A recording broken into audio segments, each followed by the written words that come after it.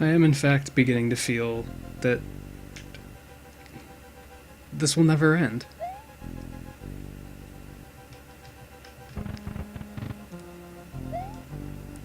I have talked to a few friends about how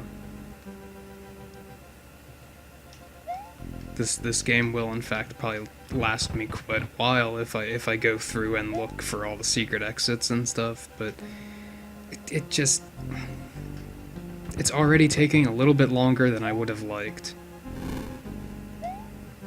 And it has its moments. I'm not gonna say it's a bad game. Really. I'm not gonna try and I'm not gonna try and say that it's a bad game. But for the most part, this is reinforcing the fact that I'm just not a 2D Mario fan. This just isn't for me. It just isn't.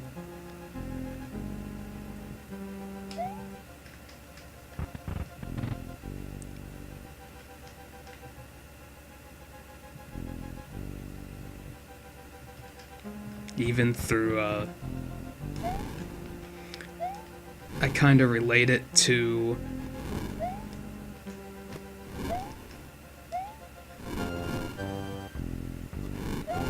most recent experience in my mind that I can relate it to would be clearing Donkey Kong Country Tropical Freeze.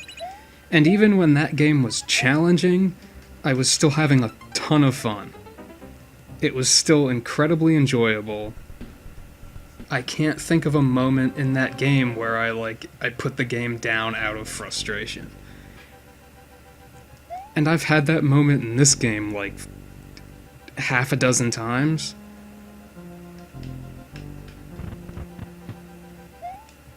Things tend to get frustrating, and then I just it stops being fun after a while. But I feel like I shouldn't put it down that much because, like, as I said, it's not a bad game. This is just it's not my type of game. So if you like 2D Mario games, then this game is probably right up your alley. If you like, especially if you like the new Super Mario Brothers, like if you're a newer gamer, and you also missed out on this title, but you like the new Super Mario Brothers games, then what are you waiting for? Go get this game on the Virtual Console, because this blows the crap out of the new Super Mario Brothers titles. Most of them. I'll still stand by my opinion that the first new Super Mario Brothers DS, the original one, I liked that one. I thought it was the whole side scroller rebirth was kind of a new thing at the time. It was one of the first ones the first one. Nintendo were one of the first ones to try it. I don't have a comment for that one. But after the original New Super Mario Brothers, I felt that the rest of them were pretty much just cash-ins, and I think a lot of people said that the Wii one was good because it brought the revolution of multiplayer into it. But I thought multiplayer ruined it. I did not think that helped it at all. I'm not a fan of multiplayer in platforms at all. In platformers, rather. Some games do manage to do it pretty well, or at least acceptable. I'm finding that now, as people continue to try it, I'm finding that the trouble with newer games is that the camera is always terrible. Even when a game manages to pull off the multiplayer in a way that's tolerable, they have that camera that just kind of ruins it.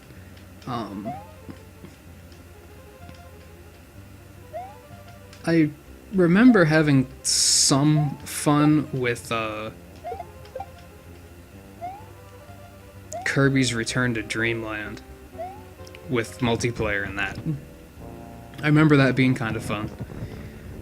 I also remember it getting frustrating when I wanted to start doing like getting like 100% in the game. That like having friends with me that weren't necessarily on the same wavelength, we would just like we'd get in each other's way trying to get the unlockables. But I don't remember the camera being that bad or anything. Uh, Super Mario 3D World. Oh, double hit. Super Mario 3D World was, oh great, now he's changing it up. That's...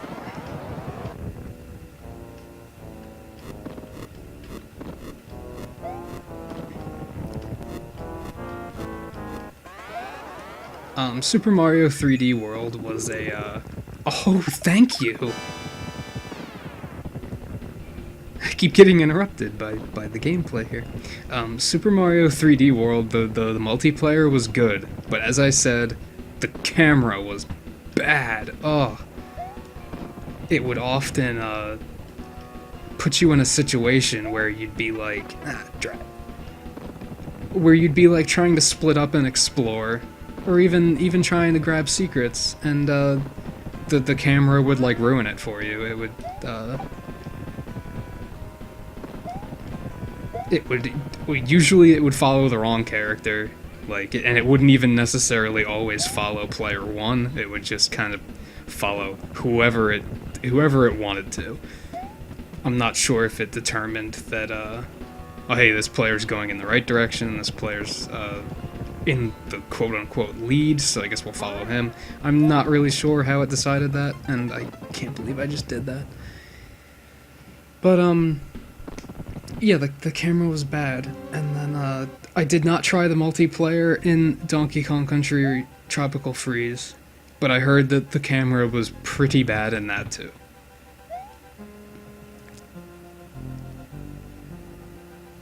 So I guess the industry's getting closer when it comes to the multiplayer platformer. They have to figure out some they have to figure out how to make the camera work. Maybe not be afraid to go split screen every now and then. Which is something you never see. Like, you never see multiplayer platformers go split screen. It's like, why not? Like, it's okay. Like, I wouldn't mind it. It's a better solution than having a terrible camera. I do think there are some games, although I can't think of any off the top of my head. Ah, crap. I do think there are some games that do a dynamic split screen that automatically splits when you get far enough apart. And I would say that would be a good way to go. You don't see many people try it though. And I have to wonder why.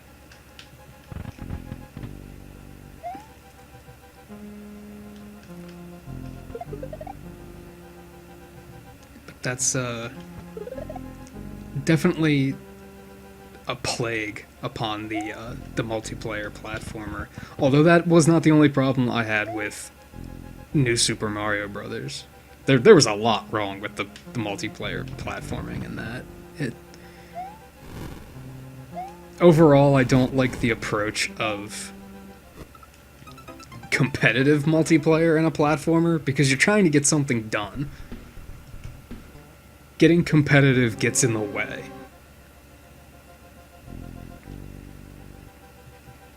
I remember people saying how great it was because you could you could screw with each other and like jump off of your friend's head and send them flying into a pit. And it's like, well, what if that friend was the only one en route to find a secret somewhere? So now, like, the other three players who are clueless are just gonna keep on going, run right by it because they have no idea it's there, and like, I don't know, that's not fun to me.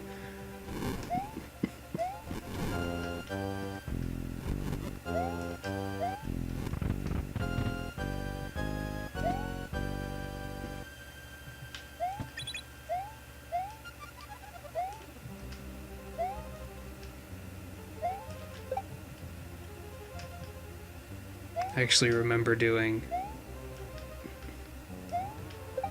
I never tried the multiplayer on New Super Mario Bros. U, but I remember doing it on the Wii one and just not liking it at all.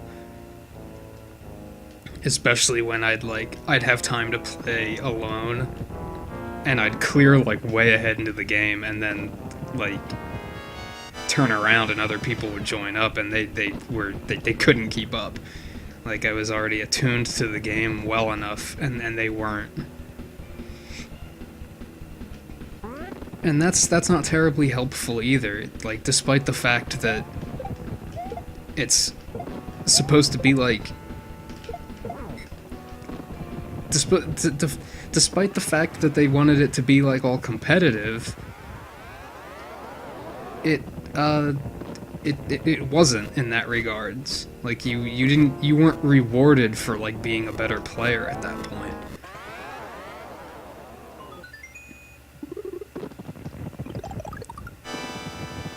You were actually punished for being a better player because you had to slow down for everyone else. And that's not competitive.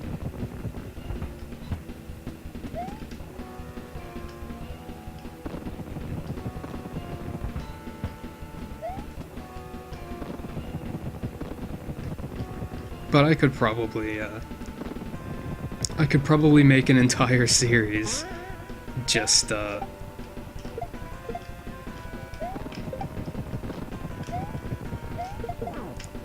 me complaining about New Super Mario Brothers. I won't, though.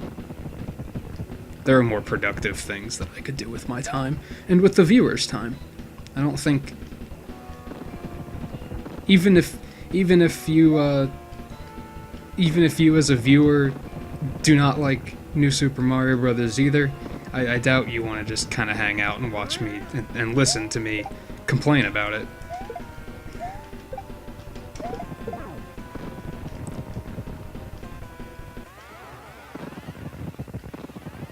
Maybe you do. I don't know.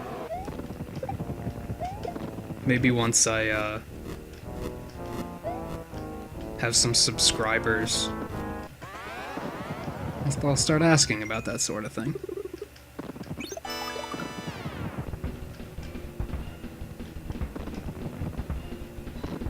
You're mixing it up again, are ya?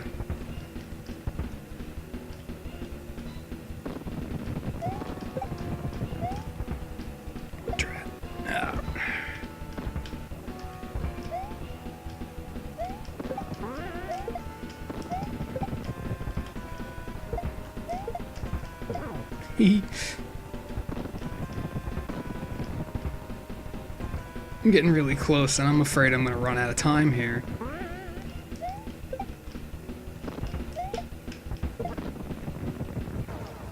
Oh, did I get him?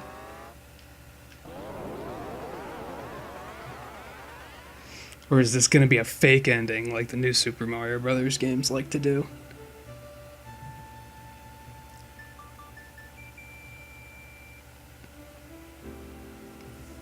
That was wonderful timing too. This episode's just about over.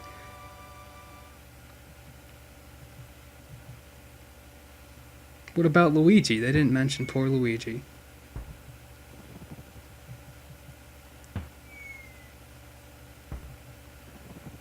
I will admit that some of the stage design was pretty frustrating at the end there, but I think that was a pretty strong final battle.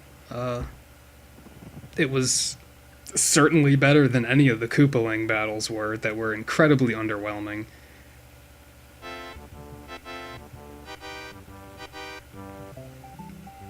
So, unfortunately, I'm not going to be able to sit... Well, do I want to sit here through all the credits?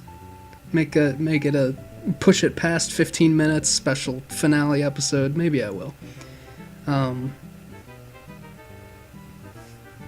So I don't know. Final verdict.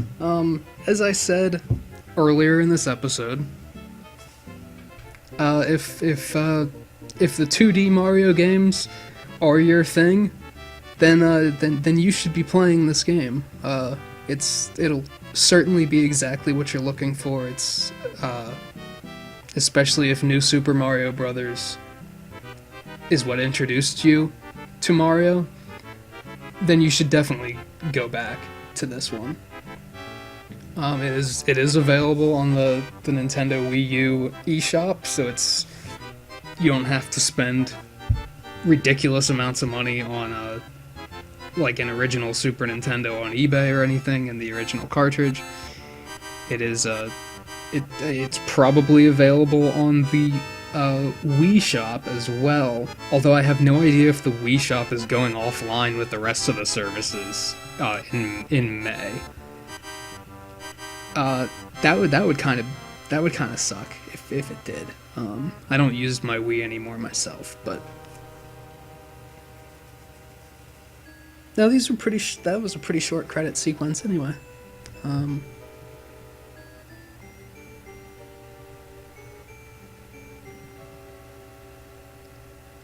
But yeah,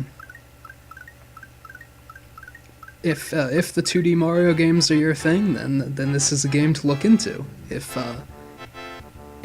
2D Mario does not resonate with you as it doesn't with me, this probably isn't going to change your mind, depending on just how patient of a person you are. I felt like I was sometimes struggling to get through this. Not so much struggling in that it was too difficult, but struggling in that I had trouble keeping myself interested. Sometimes I just felt like putting it down and moving on to other playthroughs that I was planning. Am I glad that I sat through it and finished it? Yeah, I think so. I think I think it's good that I committed to and saw it through to the end. There is that level of satisfaction for finishing it. Even if some of that is just the relief that it's over and I can move on to my other playthroughs, which is a shame to say, but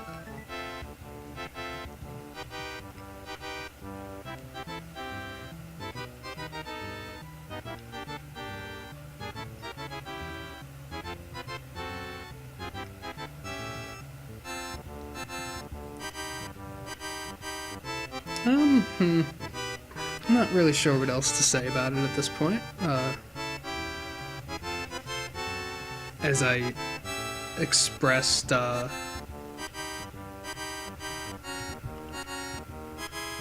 distaste in some earlier episodes for the lack of variety in the like world themes. That still stands compared to other titles, even other titles of its time. If you look at the Sonic the Hedgehog games or the Mega Man games of this era, they had much